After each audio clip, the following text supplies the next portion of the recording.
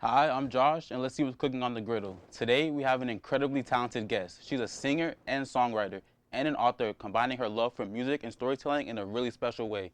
Please welcome Delucci to the show.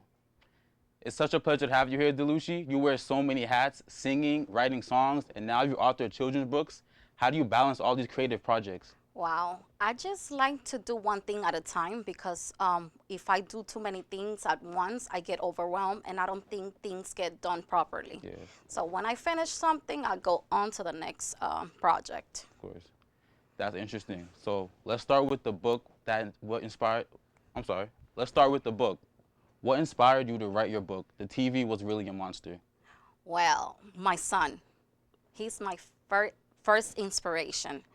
And I also work for children. I've been working with children for 14 years, so all that involves children inspire me. Yeah, children are pretty inspiring. Yes.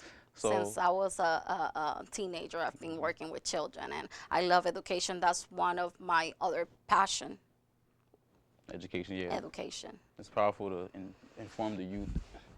So, what's the book about, and can you give us a little sneak peek into the story? Well, I try to give you a brief sneak peek of this book. Well, the book is about a very smart boy. The main character is my son, Leon Smart. And like his name described, is a very intelligent boy. One day he noticed a change in the people of his neighborhood. They were all walking like zombies, and that worried him. So he went to the school, and there he met the librarian, Hiroki Hashimoto, which is also a scientist. And they came with a plan to save the world because Oh, they were all controlled by the evil TV. oh no. They had to they have to travel to another planet to find the superbook to help them revert the cause of them being controlled. So That's so crazy. That sounds good yes. though. Might have to read that. Oh please. So, before we dive deeper, I have to ask, your artistic name is so unique. How did you come up with it? Well, it's just my first name and my last name combined. My name is Denys Luciano. So I was like, how do I make it shorter? And then I came up with the idea, oh, Delucci might be a good name. That's such a beautiful meaning behind your name. And speaking of your work, how does your experience as a singer and songwriter influence your book writing? Is there a connection? There is a connection because songs are small stories, but with melody. So my skills of being a songwriter helped me with my books. I love that. So, when did you first start writing songs and when did you begin writing your books? Oh, wow. Songs since I was 13 years old. 13. And I began when I was 11, to be exact. But I took it a little serious when, you know, um, when I was 13. I said, oh, this makes sense. Like, oh, and then I started like collecting my songs. I started like writing, and but I've been writing for a long time. I'm 36, and I began writing books when I was 33. Like I said, I work with children. I read stories to them, and I said I want to do something educational for them too. Yeah, and that makes sense. Reading the stories to them, writing your own books for them. Yes. So, if you could give one message through your book to young readers, what would it be? Well, I can say that you need to believe in yourself. If you do not believe in yourself, nobody else will. Exactly. That's like the first thing, and that you have to be persistent. Things will get hard, but you need to be harder, and you have to keep going and keep trying. And you know, to be persistent, to believe in yourself, to be kind. Those are principles I show in this book, and to learn to work in teams. Exactly. You might have a vision, but you have to have a team to Exactly. help you develop it. That's wonderful advice, Delucci. Thank Now, you. before we wrap up, where can people find both your music and your new book? Well, I'm working on a project now Okay. that involves music. I cannot say much about it because I'm still working on it. But my books, you can just Google my name. You will find it in Barnes and Nobles. You can find it in Amazon. You can find it in Walmart. You just Google my name because it's many stores and like in Mm-hmm. different countries too. Okay. And Yes, I'm happy about it. Nice. Congrats. Congrats. Thank you. Thank you so much for sharing your insights today, Delucci. Stay tuned, everyone. We'll be back shortly with more from Delucci. You won't want to miss it. Stairs. 4 out of 5 college students suffer from fear of stairs. Whether it be to the first floor, the third, or the 6th, the fear is strong. But we need to stop this. We need to work together and conquer these stairs, step by step. So stop taking the elevator, take a deep breath, and take the first step to a new you.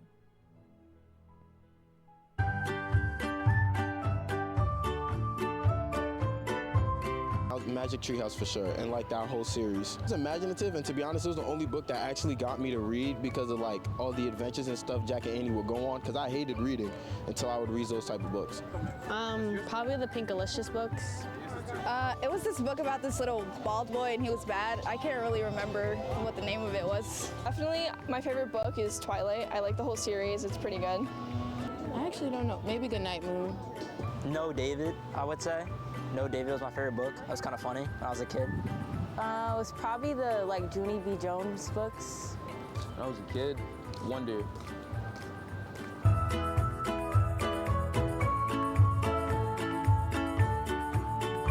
It's definitely a Dr. Seuss book because my mom had a bunch of those. It's probably Green Eggs and Ham, One Fish Booth, one of those two. I just forgot which, but those are my favorite books when I was little too. Yes, the Cinderella. Probably the Bernstein Bears, something along the way. To Kill a Mockingbird. Like fully on out, it's probably To Kill a Mockingbird, yeah. Yeah, I was in preschool when I read a book by myself for the first time. It was a Dr. Seuss book. It was a book from Costco about princesses. Yeah.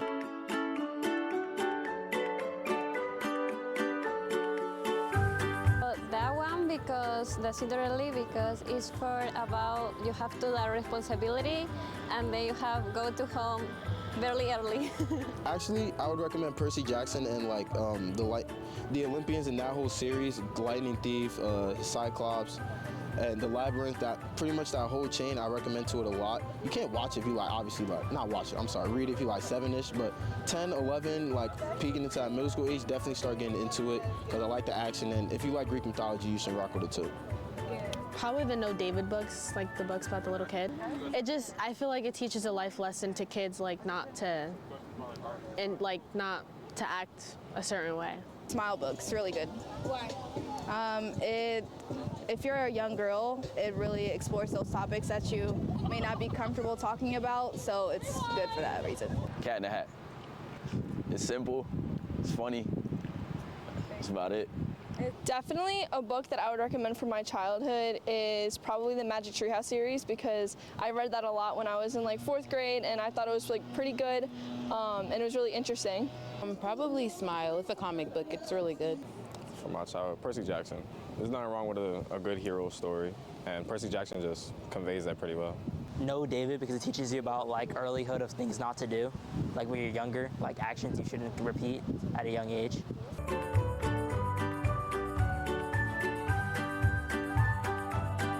Not as a kid, but almost recently, it's called The Great Gatsby. Most people know it or heard of it. And I like the book, and it impacted me because it taught me a lot about love and the perception of love and how to go about it, you know? Probably the Smile book again. Percy Jackson. Yeah. It just made me like immerse myself into the book. Like that was the one time that I read a book and like I felt like I was in another world.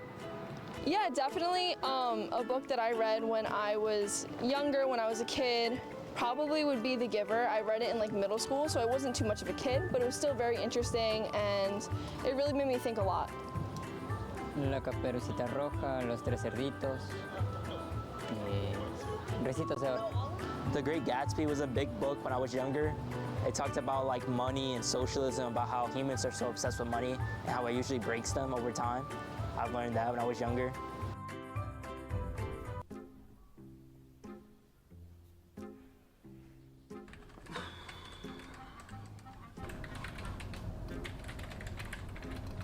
Finally Thursday. Tonight's the night. Are you ready? You know I can't. I have that test tomorrow that I've been talking about. Cognitive dissonance, huh? What?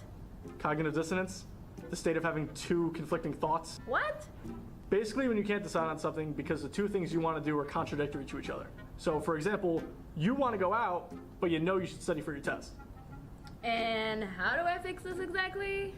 You either have to change your beliefs, or you have to change your actions.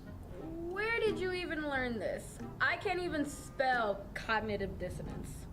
I'm a comm studies major, remember? Yeah, whatever. Alright, well, I guess I'm staying home because there's no way I'm gonna survive tomorrow without studying. Whatever. Suit yourself.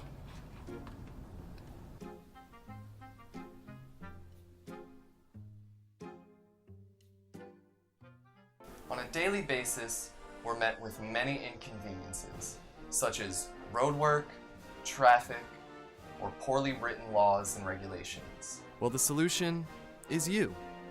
Yes, you. By visiting the website www.nj.gov/elections, you can find out information regarding the local politicians running in your area. It's up to us as a community to discuss the changes we would like to see happen by voting in our local election November 6th.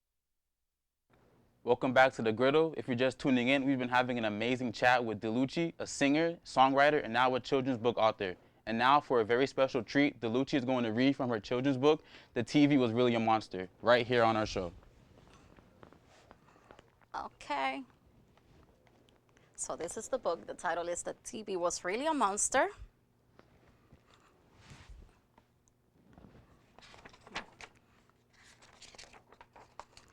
In an old town of the third planet, there lived a boy named Liam Smart. He was very smart, just like his name described him. He liked books and playing with his friends. He looked like an ordinary kid, but he had supernatural powers, powers he didn't even know he had. One day on his way to school, Liam Smart started to notice a change in the people of his town. Liam Smart is very friendly and shouted, "Good morning" to everyone around his block, but to his surprise, no one seemed to respond. Liam Smart said, "What is going on? Why isn't anybody responding to me? People are walking like zombies." When he finally arrived to school, the librarian walked towards him and said, "I see you and I are lucky enough that we are not walking like zombies." Liam Smart replied, "Wow, here too? When I was coming from home, I saw all of the people of the neighborhood not making any expression on their faces or any eye contact. I knew something was wrong. Everyone in this town is so distracted." The old librarian said, "Come with me. I think we can still do something." "What is your name?" asked Liam Smart. The old librarian replied, "My name is Hiroki Hashimoto." The boy said, "My name is Hiroki Hashimoto." The old librarian said, "I already know who you are." Liam Smart, "It's not a coincidence the TV didn't cause any effect on you." Liam Smart was really surprised. He could not believe what he was hearing. The TV, replied Liam Smart. "What does the TV have to do with this?" "Oh, everything, my friend," said Hiroki. "The TV will take all of your knowledge if you watch it for long periods of time, unless they are educational programs. Otherwise, the evil TV will send bad reflections and it will program your brain to become a living zombie. If we do not stop the evil TV, it's going to be too late. It will convert all humans into living zombies, like I said." Liam Smart replied, "Wow, that is scary. My mom has limited time for us to watch TV, and we have to read every day as part of our routine. She said it is very important to read every day to expand our knowledge and vocabulary." Hiroki Hashimoto said, "Too much talking, my friend. We have to find a solution to this matter. I'm afraid to tell you that we have to travel, kid." Liam Smart asked, "Travel? Where?" Hiroki Hashimoto answered, to another planet." "What is it called?" "The planet June." "Awesome, let's go." As they were walking to Hiroki Hashimoto's home, he explained to Liam Smart how the people could get back to normal. People that were controlled by the evil TV monster have still hope. And they will come out of this situation thanks to a superbook that was hidden in the tallest mountain of the planet June. They will finally arrive at Hiroki Hashimoto's home, but to his surprise, it was a lab because he was also a scientist. Hiroki Hashimoto took a map and showed it to Leon Smart. He pointed to the planet June and said, "It is official now. Planet June, here we go." They walked outside the house, and there it was, a big cave, and a rocket ship was behind it. Leon Smart asked, "Do you know how to manage this?" Hiroki Hashimoto answered, "Of course, I know, my little friend." What do you think, Leon Smart? This is phenomenal. Leon Smart and Hiroki Hashimoto traveled for days in the rocket ship. Leon Smart was amused to see such wonders. They finally arrived to the planet June. They saw a beautiful land surrounded by tall trees, beautiful flowers. As they walked, they saw a magnificent cascade with clear waters falling down. That place was like a dream. You could ever see a dazzling rainbow across the sky. Hiroki Hashimoto and Leon Smart were delighted to see such a magical place. So this is my book. If you want to continue to read it, you can find it in Barnes and Nobles. Thank you, thank you. That was so beautiful, Delucci. Thank you. Thank you for sharing with us. Before we say goodbye, we're in for another treat. Delucci is going to perform one of her songs for us and to end the show on a high note. Well, it's just going to be a little piece of something that I'm working on. Like I said, I'm writing songs for children. Wow. I was not expecting this. Okay. The song is called "Let's Shine Together." It's about a song about inclusion. Okay. And I hope you like it. Don't feel bad if you don't look like everybody else. Don't feel bad if you don't think like everybody else. Let's shine together, yeah, yeah. Oh, yeah, let's shine together, yeah, yeah. Oh, yeah, let's shine together. And it's bilingual, so okay. There goes another part. No estés mal si no te ves como los demás. No estés mal si tú no piensas como los demás. Brillemos juntos, yeah, yeah. Oh, yeah, brillemos juntos, yeah, yeah. Oh, yeah, brillemos juntos. Okay, okay, okay. Thank you. Thank you for having me. Of course, that was It's been a very pleasure. captivating, Delucci. What a wonderful way to end the show. Thank you. Thank you so much for joining us today and sharing your beautiful story. For everyone watching at home, you can find Delucci's books on Amazon. That's it for today's show. Thanks for watching, and we'll see you next time. Thank you for having me.